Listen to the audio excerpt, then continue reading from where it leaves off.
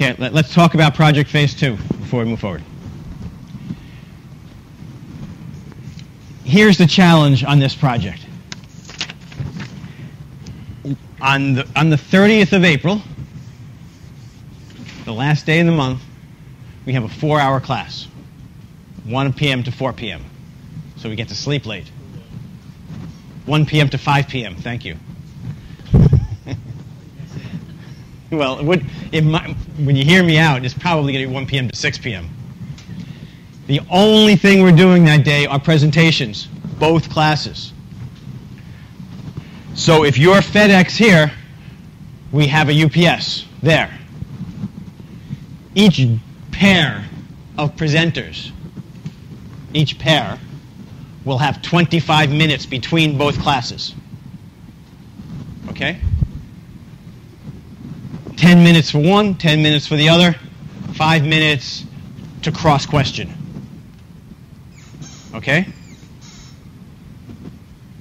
It would be really bad form to steal the time of the other team. Right? If we take more time, 4 hours of listening to presentations can easily become 5 hours of listening to presentations. And we'll hear all of them. So, if ever there was a time to stay within your time constraints, this is the time to do it.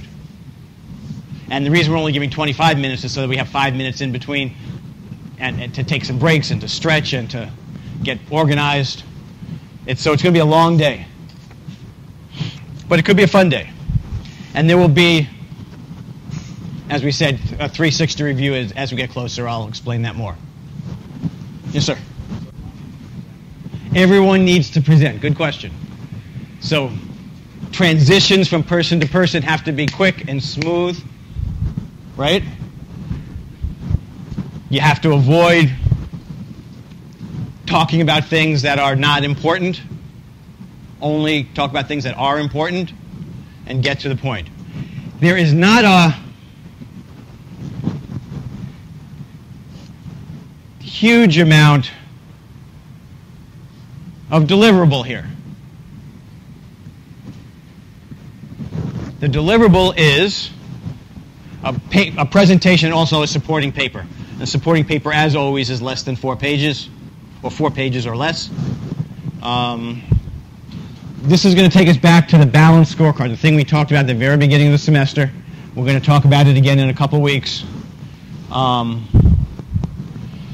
for the balanced scorecard, which has 4 categories: finance, financial, customer-oriented, internal process-oriented, and skill improvement-oriented, you'll choose 2 to 3 metrics for each of those categories. So 8 to 12 metrics, which is about how many any company should have on a balanced scorecard.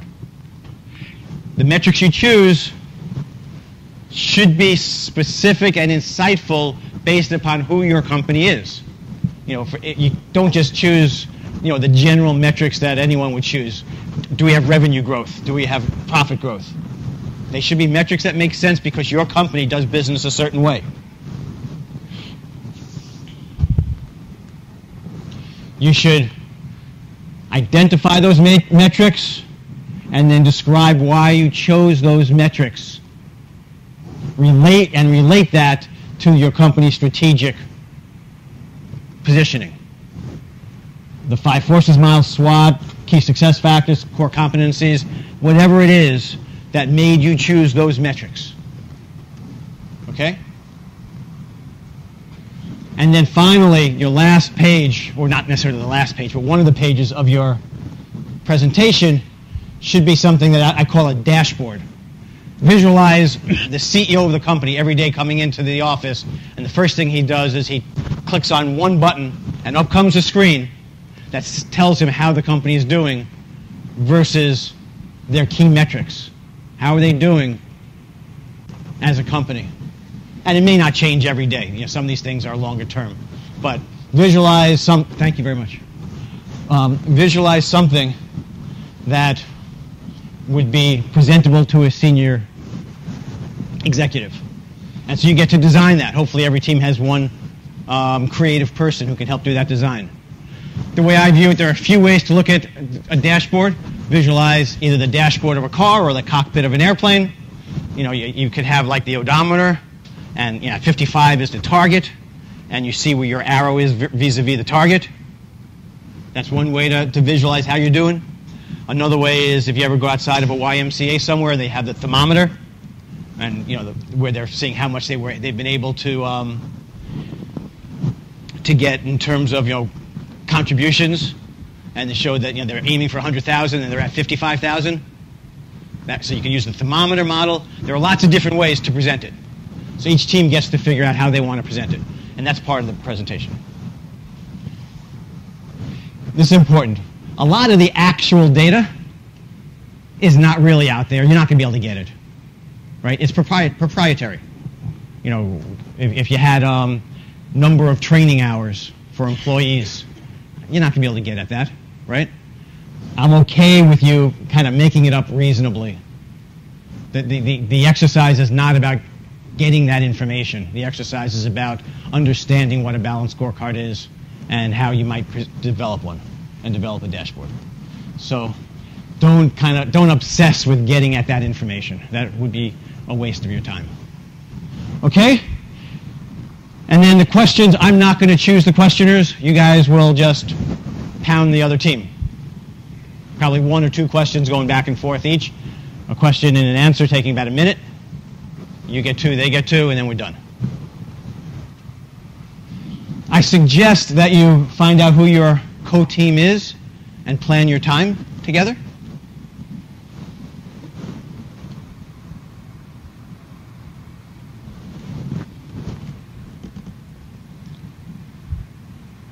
And every team member must speak. This will be a great opportunity to be succinct and impactful, because anything else will be a problem.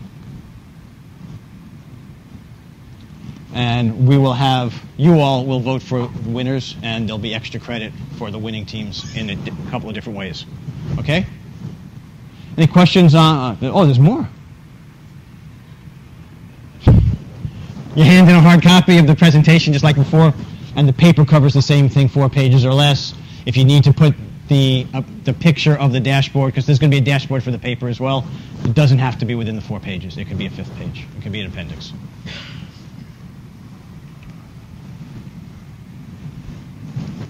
Any questions on this phase 2? Psyched? Okay.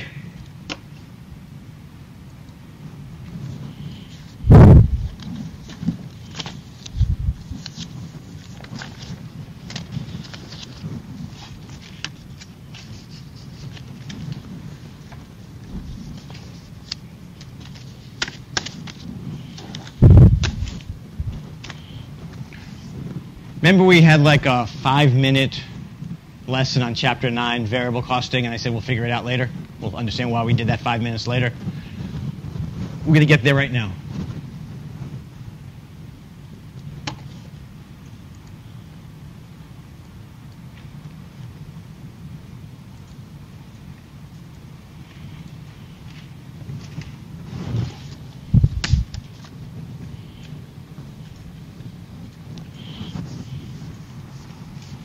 Decision-making and relevant information.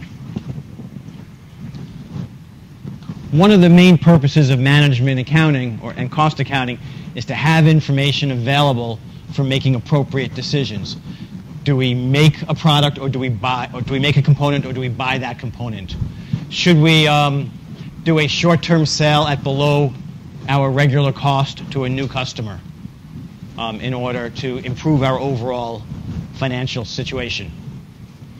So we need to make decisions, and management accounting provides the information for making those decisions.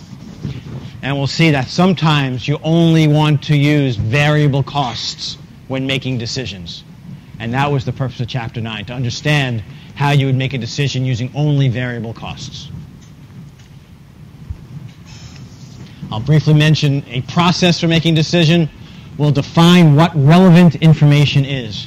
And we use relevant information when making decisions just to simplify the process.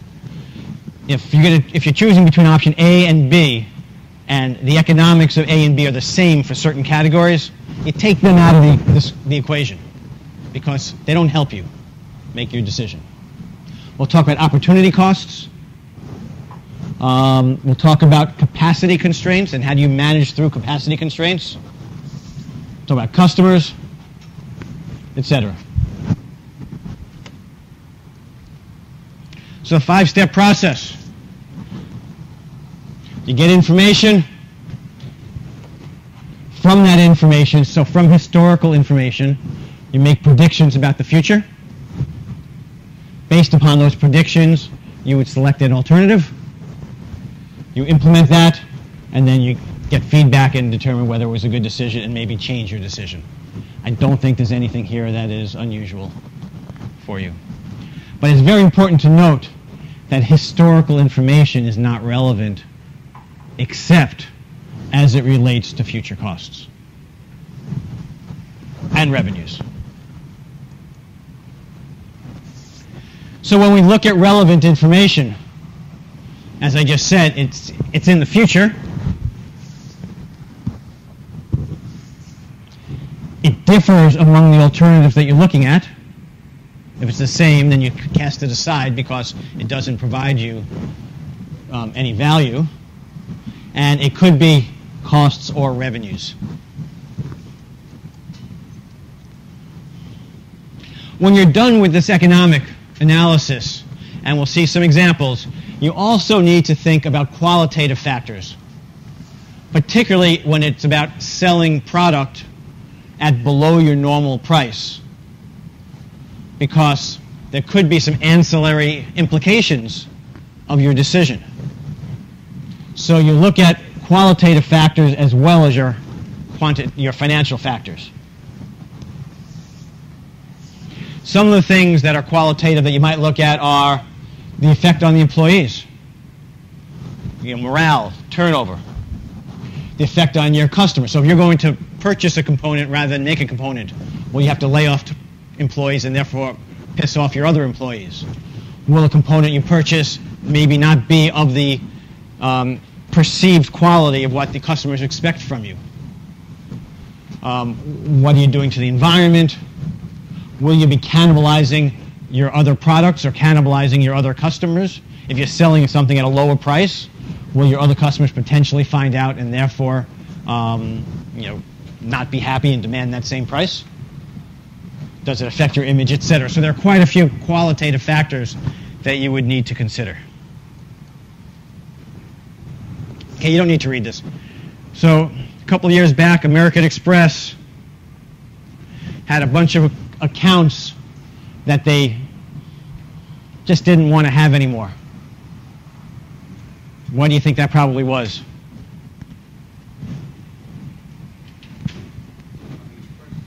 Well, why would they not want those specific accounts, though? They weren't paying their bills, right?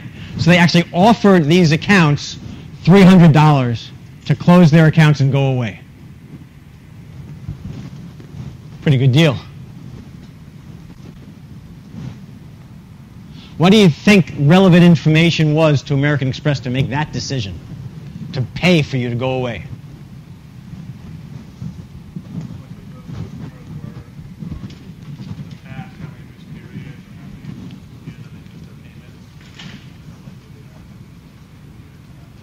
So using the 5-step model, the first thing that you do is look at the past and say, wow, they're missing their payments, they're not paying at all. And then what do you do?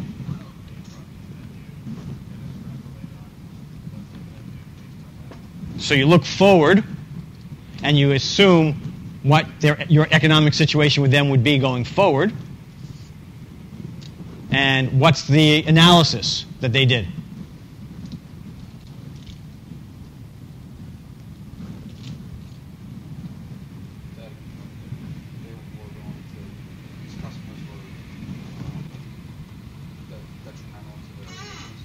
Right? They definitely. Well, they're paying $300 today versus the future expected costs of continuing to have them as clients. and that's the relevant comparator, the $300 today versus getting rid of those clients or not getting rid of those clients. And the perspective was it would cost them more not to get rid of those clients than to pay them $300 today. They did that relevant analysis based upon historical information and then looking into the future.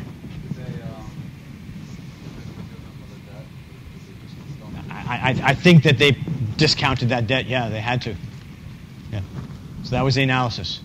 But that would be part of the future, the cost going forward. If they felt they could have gotten some of that money going forward, they would have to factor that in as a relevant cost or relevant revenue, if you would. Okay? So the purpose of this is just to see what's relevant. What's relevant is the future and the comparison of things that would be different.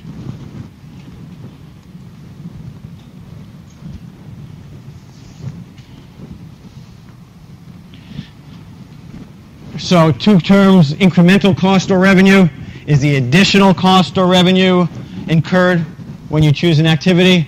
The differential cost or revenue is the difference in the total costs between any two alternatives.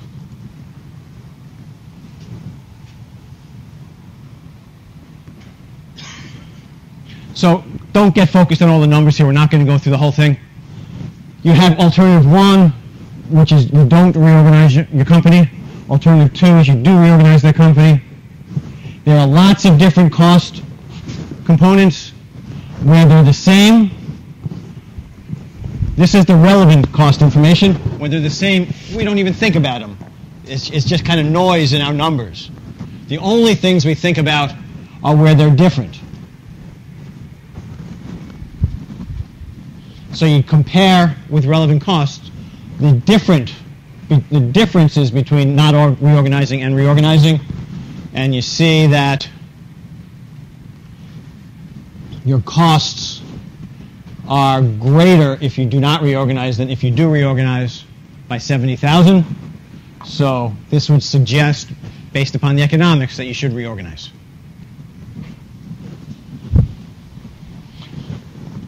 Even though you could do this whole analysis, this is the way we want to see it, okay? Simplified. Let's talk about different kinds of costs. Sunk costs. They've already occurred and they cannot be changed. Do you think they're relevant? No. What's done is done. So we would exclude sunk costs. However, we could use those sunk costs as a basis for prediction. Opportunity costs. Opportunity costs don't show up on financial statements because they're things not done because you've made another decision. So it's the contribution to income that is foregone by not using a limited resource in one way rather than another way. That's your opportunity cost. A case that we'll talk about later in opportunity cost is inventory. You know, just-in-time inventory, you want to minimize as close to zero as possible your inventory because inventory has a carrying cost. The cost that you have invested in that inventory. That's an opportunity cost because if you didn't have it invested in that inventory, you could use that money to invest it somewhere else. And so that's an opportunity cost of carrying your inventory.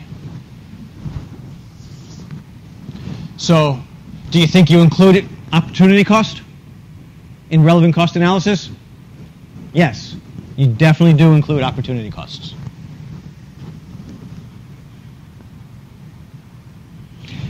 The book is very specific, and the answers, if you do my accounting lab, is very specific as to which side of the equation you put it. Do you add it to one side or subtract it to the other? I don't care. You do it on either side, I'm okay with it, as long as you include them.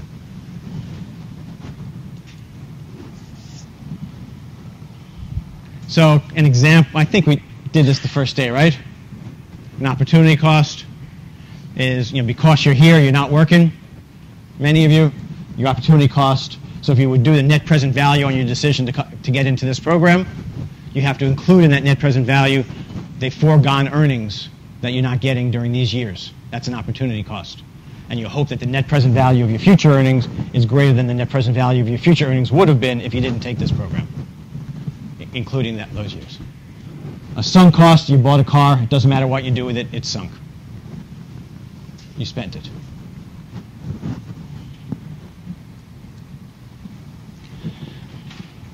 So, as you think about relevant costs, we talked about sunk costs not being included, opportunity costs being included, side effect, erosions.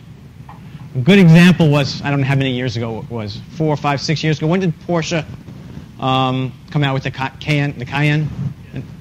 4 or 5 years? An SUV. Porsche came out with an SUV. That was a big decision for them because they're establishing a changed image in the marketplace. You know, they were before that, you know, performance car. You know, we're about speed and power and performance. But I think they saw that generally speaking, their customer base was aging and that they needed to stay with their customer base. They could still be a performance car, but they wanted to come out with an SUV because the market was moving to that within their customer base. It worked out fine for them. But it was a very tough decision for them to make. And so they had to think about what the side effects were, what kind of effect it would have on their other businesses because they went ahead with the Cayenne. We don't include financing costs for simplicity, but we should include tax effects of one decision over another. That's real money.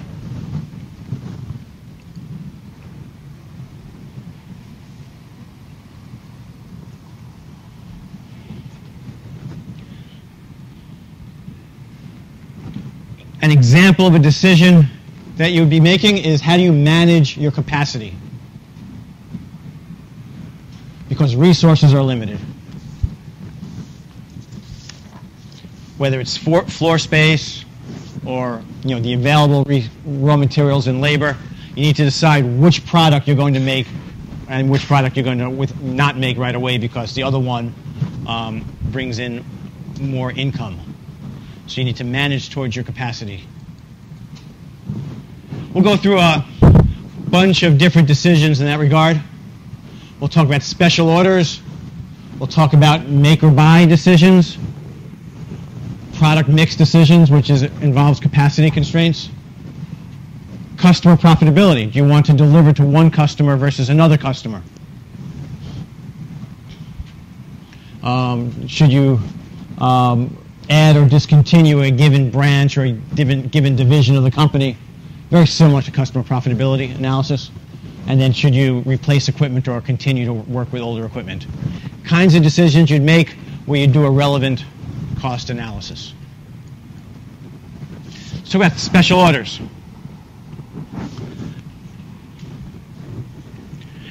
You have idle production capacity. So you do have the capacity at this point. The decision is, should you accept or should you reject a special order when there's idle production capacity?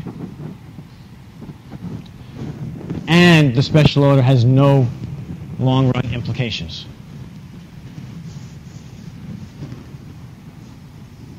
So really what you're saying is it worth obtaining additional business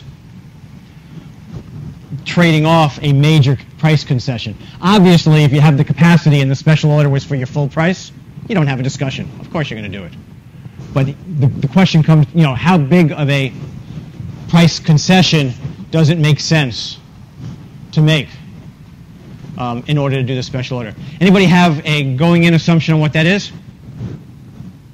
Anybody want to guess? No? Okay, we'll find out together then. So some of your key assumptions. This would be a qualitative assumption that this sale will be for a different market in some way so that your existing customer base will not be affected. If your existing customer base is affected, it changes the dynamics quite a bit. And of course, we're saying up there, we have the capacity to do this. That's your second assumption.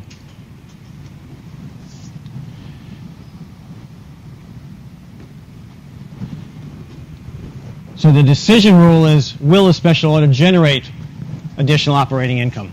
If yes, we accept it. If no, we reject it. And it will be done on a relevant basis. So here, let's do an example. Sunbelt produces 100,000 blenders a month, and they are at 80% of capacity. So what's their capacity?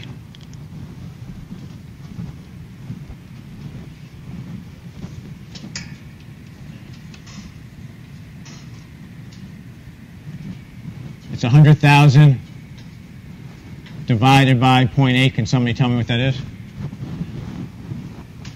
Anyone got a calculator, please? 125,000. So we have 25,000 units of capacity. Our variable costs are $8 a unit. Our fixed costs are $400,000, which, because we sell 100,000 units, works out to $4 per unit. And we sell them at $20 each. Sunbelt has an offer from Mexico company to purchase 2,000 blenders at $11 per unit.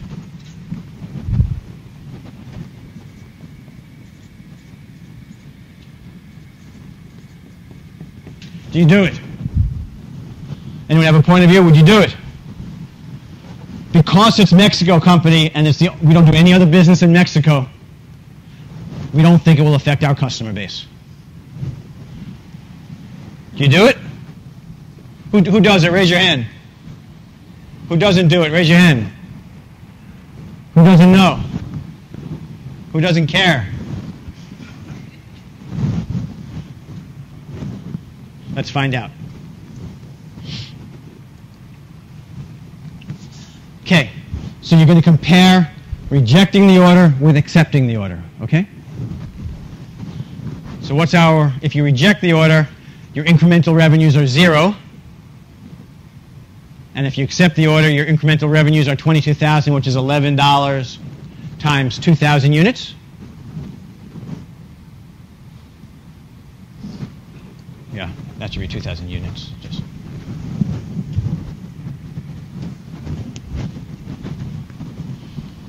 So you'll increase your revenues by 22,000.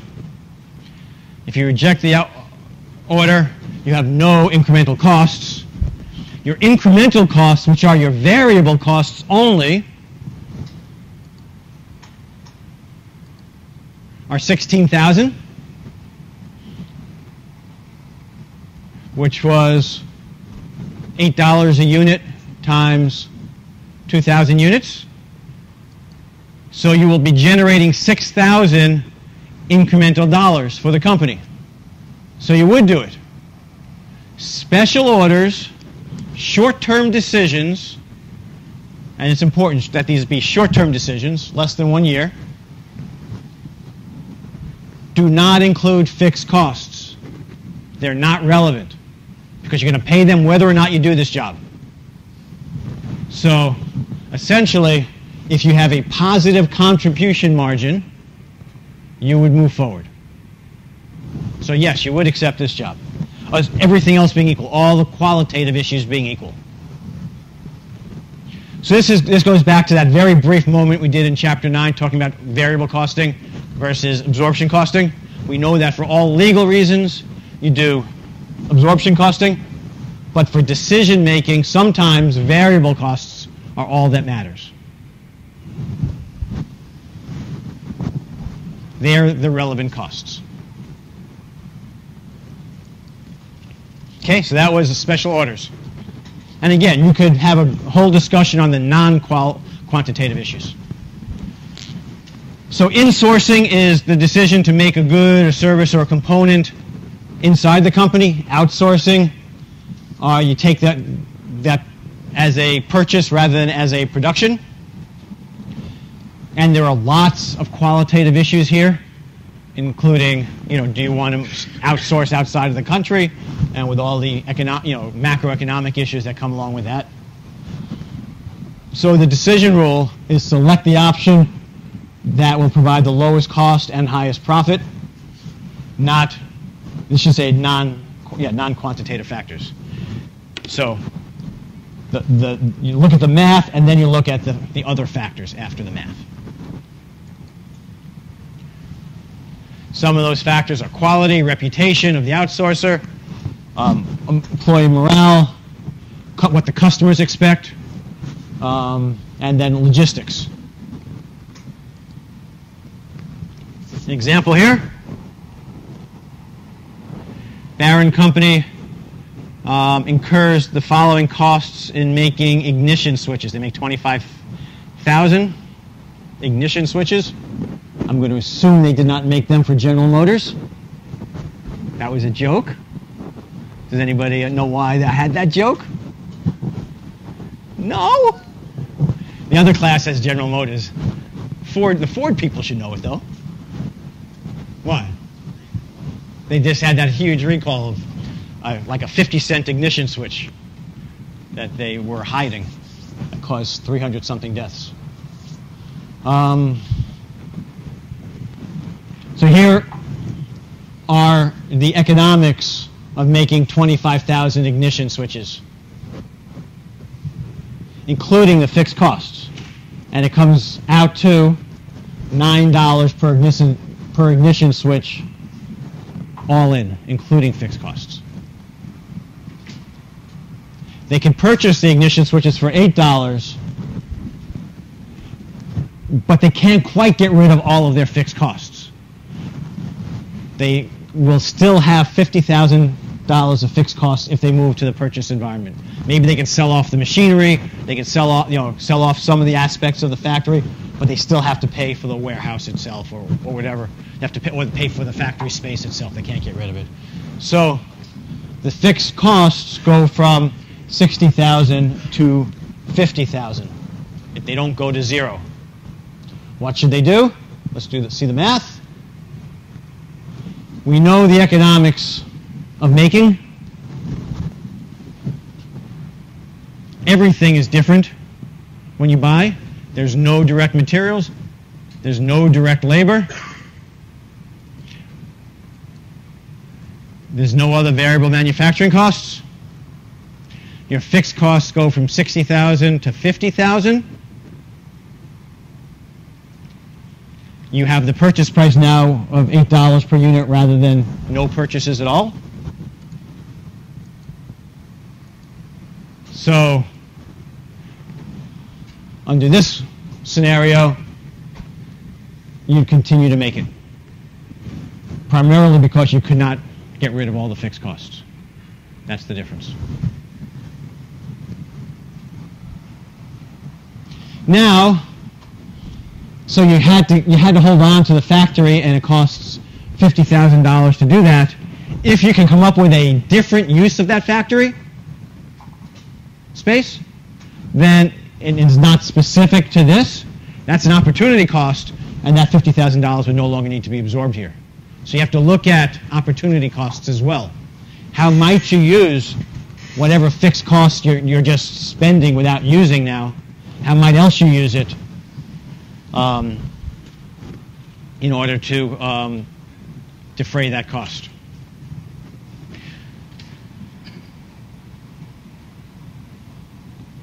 So in our little made-up example, they can use those fixed costs to generate income, which would be revenues minus variable costs of $28,000.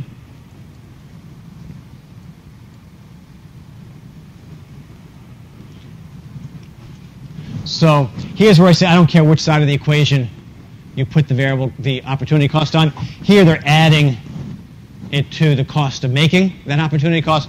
You could subtract it from this side and get to the same answer. I don't care.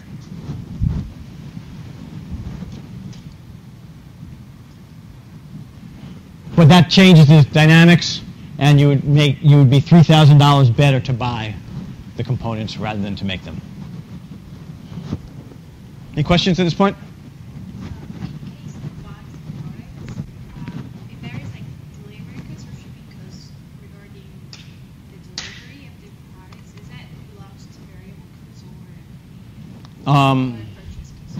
That would have, if there were, in this little example, those costs are included in the $8.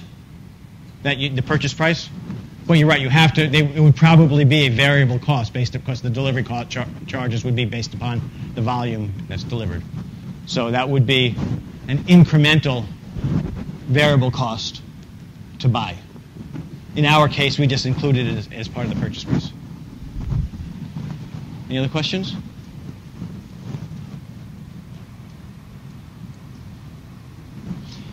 Next, we have product mix decisions. Which products you want to sell and in what quantities. You want to sell the product that provides the highest contribution margin per unit of whatever your constraining resource is. So if you have to make a choice between two products and they share, let's say, factory space, you want the product that's going to get you the highest contribution in regards to using that factory space. Whatever is forcing you to make that decision, essentially. An example, Collins sells deluxe and regular pens and pencils. They use the same machine, so you're constrained by capacity, machine capacity, and your machine capacity is 3,600 hours per month. We know the contribution margin per unit, and we know the number of hours of machine time each pen and pencil set requires, and because the deluxe set has special etching on it or whatever, it takes twice as much machine time, which is your constrained resource. If you just looked at contribution margin and didn't look at the constraining resource, you would say, let's make more deluxe sets. It contributes more towards fixed costs and profit. But because it uses more constraining resource, I think we'll see a different answer.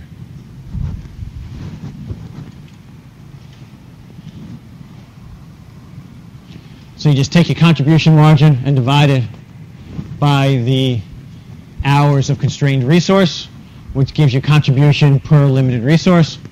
And $20 versus $30, we would want to make as many standard sets as the market can bear. Or first you have to say capacity or the market, whichever is less. And then whatever's left over after that, you would then put towards deluxe. Okay? So you would make as many of the standard until either you have no more capacity or you have no more market, one of those two things, before you'd switch over to deluxe. Now your other choice is if the market is out there, maybe you want to increase your capacity. Because this is still a positive contribution margin that you want to try to take advantage of. But within your constraints, that's how you would go about it.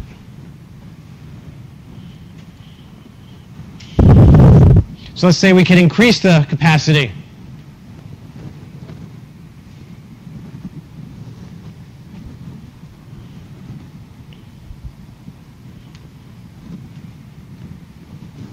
You can see that if the market can bear it, you're getting $6,000 incrementally for standard sets for that incremental capacity.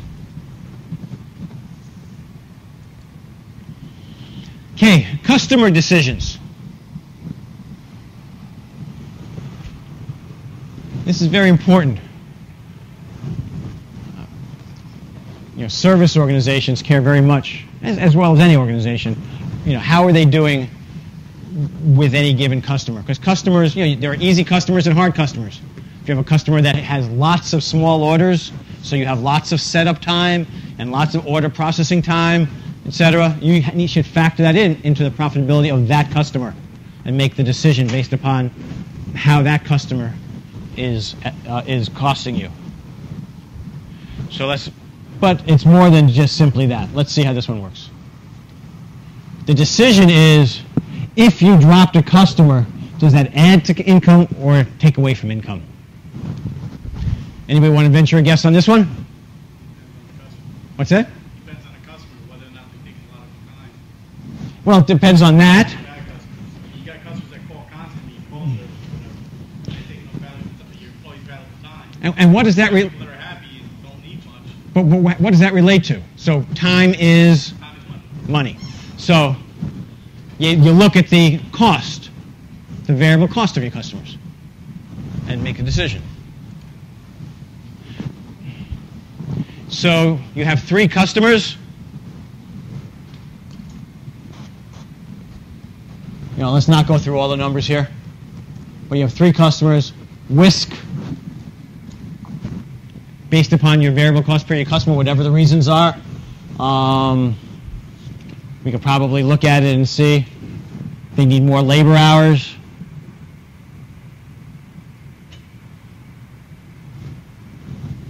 They need more labor hours,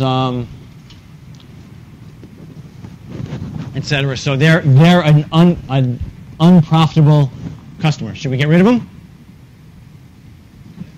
We don't know yet. Let's do an analysis.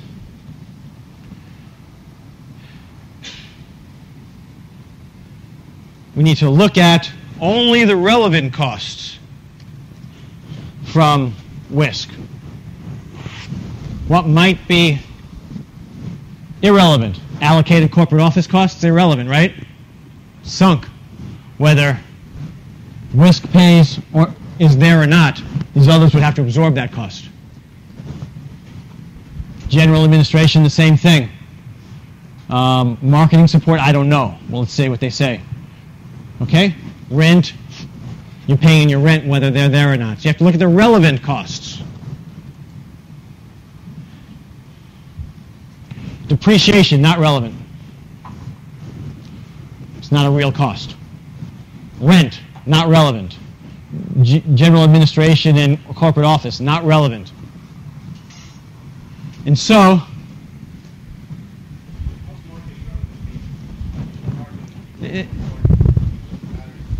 I guess they're saying that marketing is the process of marketing directly to that customer. In this case, it's the support, sales support. They're calling that marketing.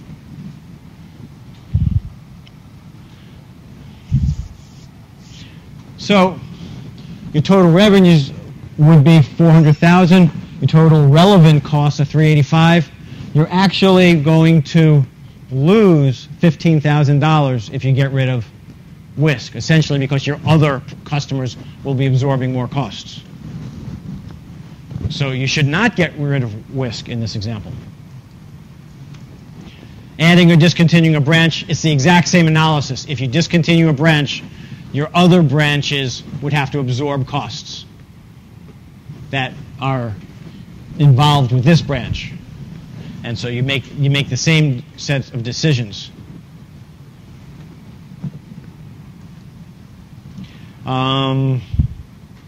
This is a product decision, same idea. So it's branches, products, customers, all the same.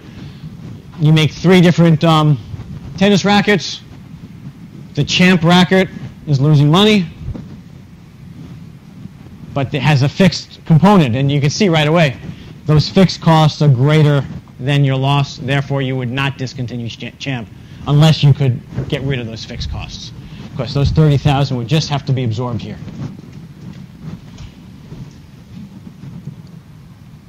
So that's what we're going to see here, I'm sure.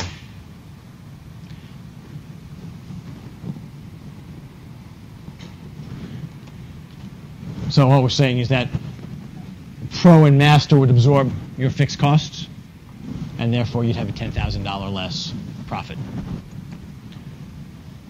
Equipment replacement.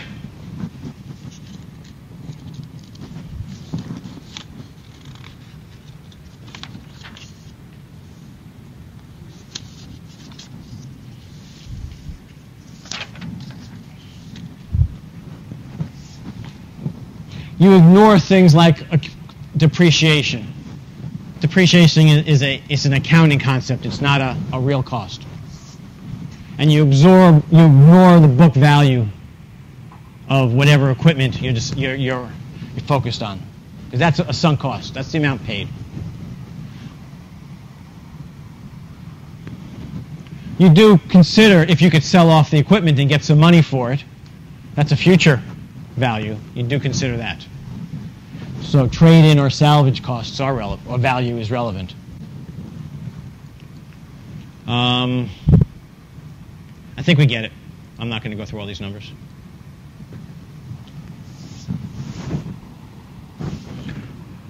So you need to avoid kind of generalizing too much on the assumptions.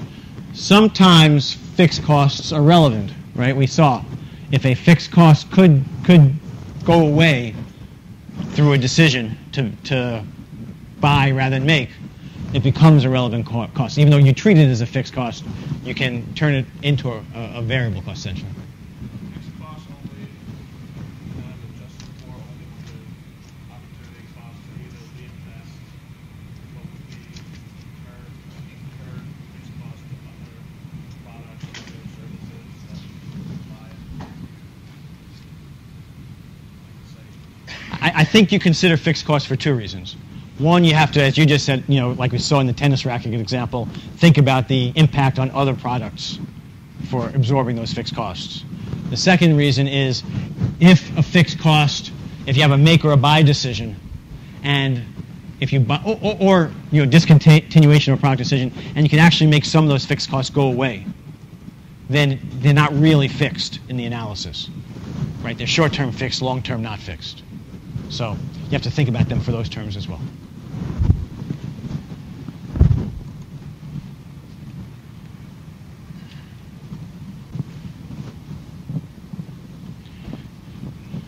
That's good. Some of the behavioral implications to decision making is people are people. And as we get towards the end of the semester, we'll talk a lot about goal congruence and how do you create goal congruence. But the bottom line is managers will not always choose the best alternative for the firm, because everybody in this room, me, everybody, ultimately is looking out for their own personal long-term best interest. And so the challenge of management accounting, one of the important challenges is how do you create goal congruence? Does anyone think how you might be able to create goal congruence so that a manager doesn't delay maintenance?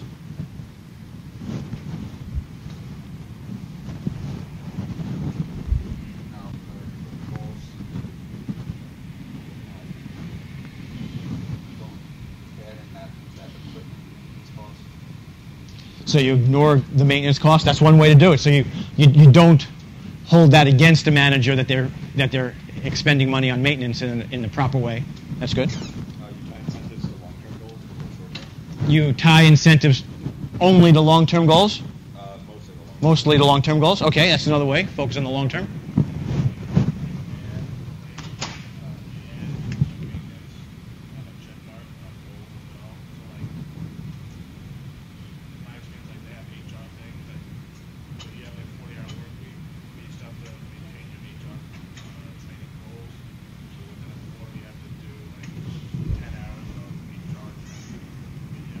Okay.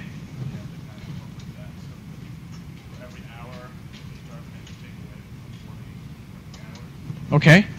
So that's a way of doing it. Good. Anything from this side of the room? The quiet side of the room?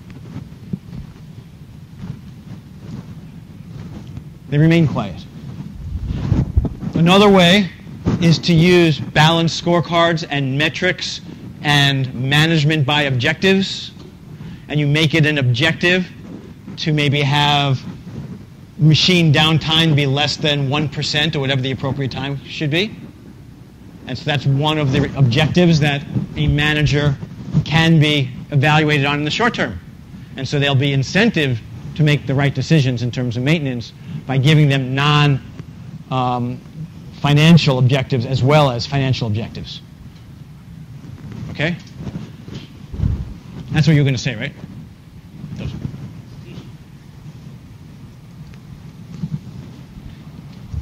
Through all of this, you'll see this as a trend. You should consider doing scenario analysis and sensitivity analysis because the future is unknown. And so you can only, if you give your best point estimate, that's okay. But you might want to look at what's your best case, worst case, and most likely scenario for making a decision. That's called scenario analysis. And depending upon the risks associated with the decision, you want to make sure that you could accept the worst case if that were to happen. Make sure that the best case is really worth doing and that the most likely case is positive. So depending upon the decision, you might look at any of those three characteristics to make your decision. Then you can look at sensitivity analysis. It's different than scenario analysis because the scenario analysis can change a lot of different factors to get the best, most likely, and worst. Sensitivity analysis just says, let's change one factor.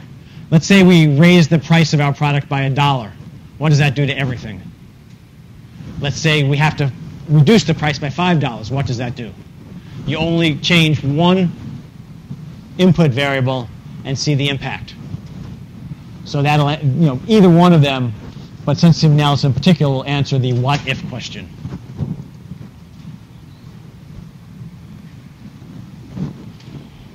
The problems with scenario analysis is it only considers those three different scenarios. I mean, I guess you could do more, but at some point it gets silly.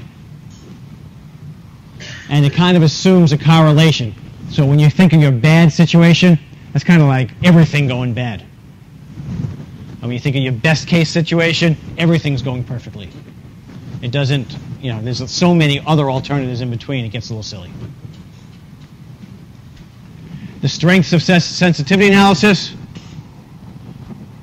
is it gives you a sense of your risk. You can really, you can create a matrix of variations and understand which scenarios or which occurrences will really hurt you. It'll help you with understanding break-even. It doesn't talk about the probability of various outcomes. Okay. If the whole class gets this right, we can take a break. Otherwise, I'm going to keep on talking. Let's go.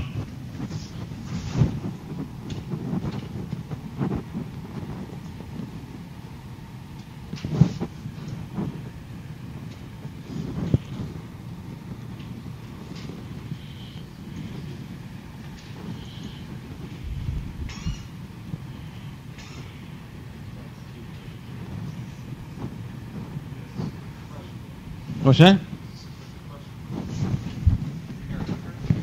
We don't do clickers. Do